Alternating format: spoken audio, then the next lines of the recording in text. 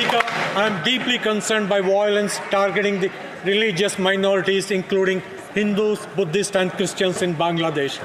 Every time there's instability in Bangladesh, religious minorities, particularly Hindus, face the brunt. In a powerful statement to the Canadian Parliament, Indo-Canadian MP Chandra Arya expressed deep concern over the ongoing violence against religious minorities in Bangladesh. Arya, representing the ruling Liberal Party, highlighted the plight of Hindus, Buddhists, and Christians in the South Asian nation, pointing to the sharp decline in the minority population since Bangladesh's independence in 1971. Arya noted that every time Bangladesh faces political instability, it is often the religious minorities, especially Hindus, who bear the brunt of the violence. He cited alarming statistics, pointing out that the share of religious minorities has dropped from 23.1% in 1971 to just 9.6% today.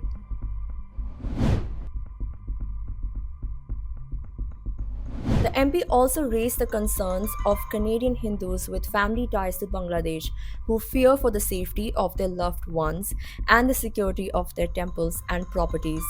He announced plans for a rally on Parliament Hill next Monday to raise awareness, which will be joined by Canadian Buddhists and Christians. Here is what he had to say. Canadian Hindus who have families in Bangladesh are concerned about the security and safety of their families, their temples and properties. They will be holding a rally on Parliament Hill next Monday, September 23rd, to highlight the current situation there.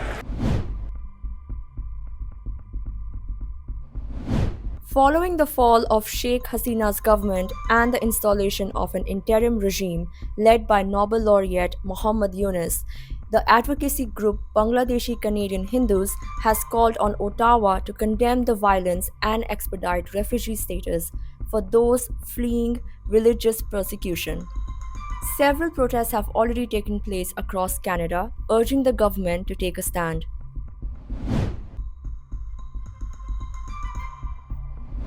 In response to the recent political changes in Bangladesh, Canada's Minister of Foreign Affairs, Melanie Joly, emphasized Ottawa's support for a peaceful resolution. She expressed hope that the interim government will promote inclusive political participation involving religious minorities, women, and the youth during this transitional phase.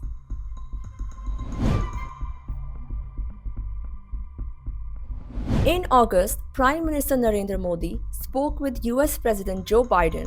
In a post on X, Modi noted that they discussed the situation in Bangladesh, stressing the need for an early restoration of normalcy and the safety of Hindus there. This was the first time the issue was discussed at the highest level between India and the US, though Modi had flagged the concern at least 3 times since Muhammad Yunus took over the interim government in Dhaka. Modi first raised the matter soon after Yunus was sworn in, urging him to ensure the safety of Hindus in Bangladesh. He reiterated the concern during his Independence Day speech and later in a phone conversation with Yunus. After his conversation with Biden, Modi posted on X, quote, "We had a detailed exchange of views on various religion and global issues, including the situation in Ukraine. I reiterated India's full support for early return of peace and stability." Yunus has since assured Modi that the interim government will prioritize the protection and security of Hindus and other minority groups in Bangladesh.